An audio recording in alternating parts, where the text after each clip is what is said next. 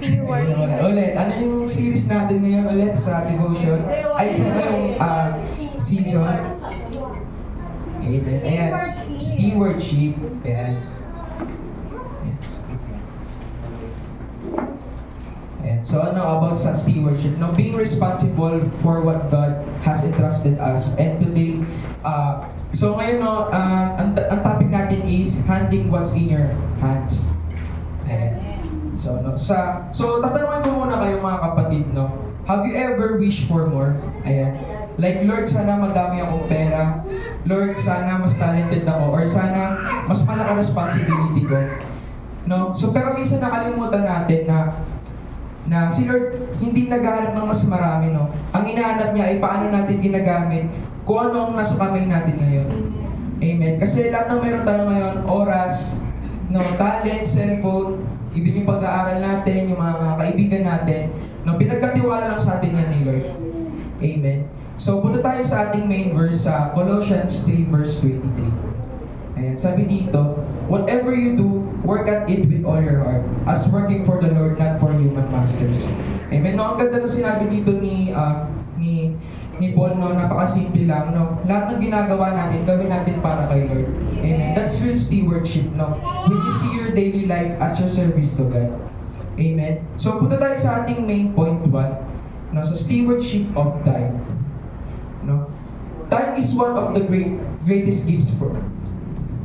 Time is one of the greatest gifts from God.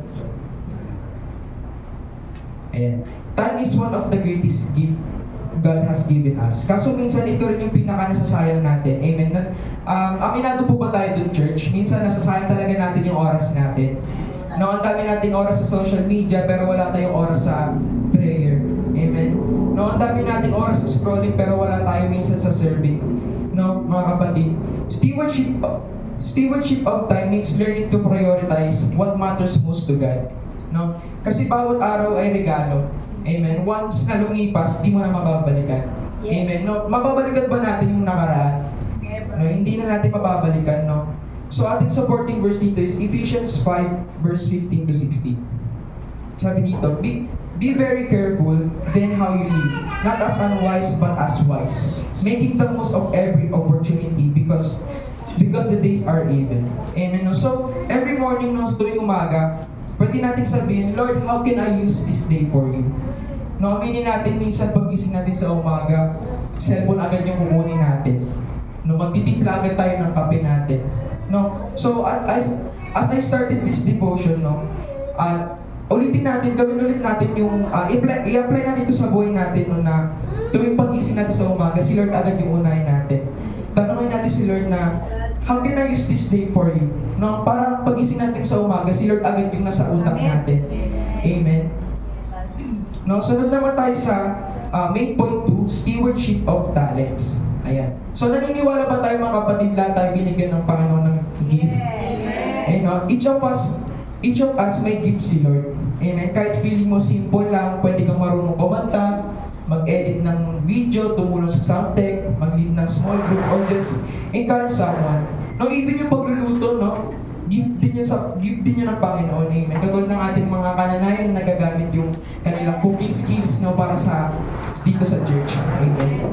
No, hindi mo kailangan maging sikat or sobrang galing. Amen. God just want you to use what you have. No, if you give it back to Him, He can multiply it. Amen po ba yung church? No, na pag binigyan natin sa Panginoon, kaya ng Panginoon na i-multiply yun. No. Remember the story of the boy with 5 loaves and 2 fish. Amen. Sa John 6. No, maliit lang yung meron siya, pero nung binigay niya kay Jesus, amen, libo-libo yung nabusog. No, supporting verse po natin dito is 1 Peter verse 4 to 10. And each of you should use whatever gift you have received to serve others as faithful stewards of God's grace is in its various forms. Amen. That's what stewardship is, no? Letting God use what's already in your hands. Amen po ba yun, church? Amen. Ayan. Sa main point 3 naman po tayo, stewardship of opportunities. Ayan. Minsan may mga doors si Lord, no, na binubuksan para sa atin. Chance to lead, to serve, or to help someone, or to grow.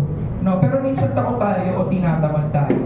No, what if the very thing we're afraid to do exacting God wants to use to bless others. No, what if daw yung kung ano pa yung mga natatakot natin gawin or kinakatakutan natin gawin, ay pala yung gagamitin ni Lord, no, para i-bless yung others. Ay yung mga i-bless yung mga kapatid natin. No, katulad na, syempre ako yung sa music team, may part din ako yung music team. Example na lang yung pag-lead or pag-song lead. Ayan. Minsan na kahapon nga merong may mga pinakabahan, ganyan. No, natatakot tayong gawin. Pero di natin alam, ayun pa rin gagamitin ni Lord, no, para i-bless yung mga kapatid natin through music. Amen. So, when we say yes to opportunities from God, we're telling Him, Lord, I trust you enough to handle this. Amen. So, sa Galatians 6 verse 9 to 10, sabi dito, let us not become weary in doing good, for at the proper time we will reap harvest if we do not give up. Therefore, as we have opportunity, let us do good to all people.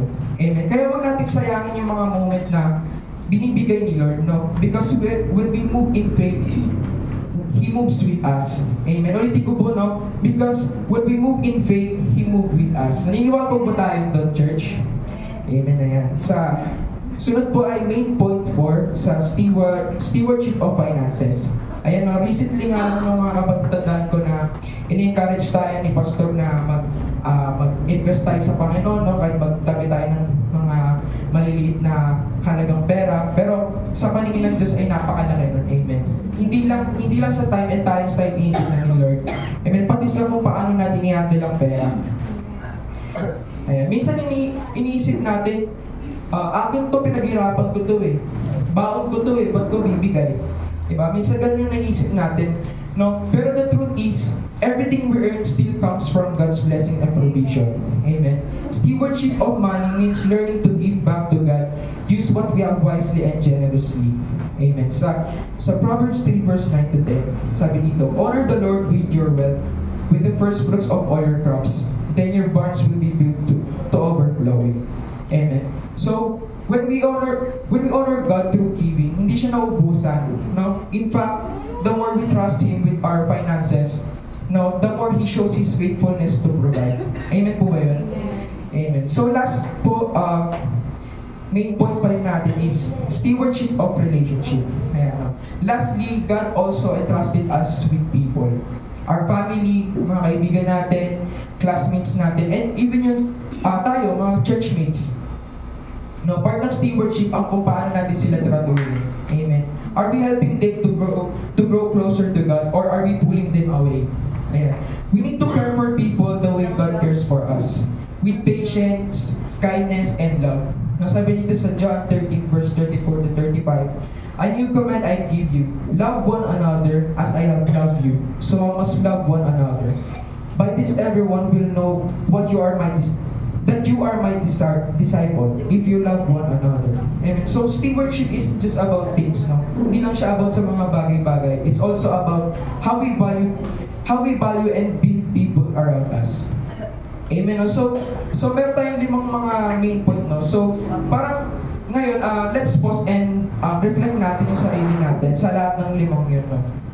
No, parang tanongin natin sarili natin na how am I using my time? Ayan. How am I using my talents?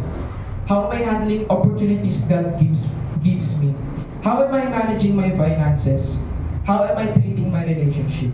Amen. So parang naka-question natin yung sarili at tayo rin makakasagot nun, no? So alam naman ng Panginoon yung nilalaman ng ating mga puso, no? Being a good steward doesn't mean being perfect. Amen. It means being available and faithful. So ating ending quote po dito is, if you handle well what's in your hands, God will handle what's in your heart. So ayun lang po ang aking devotion sa umagang ito. Nawa po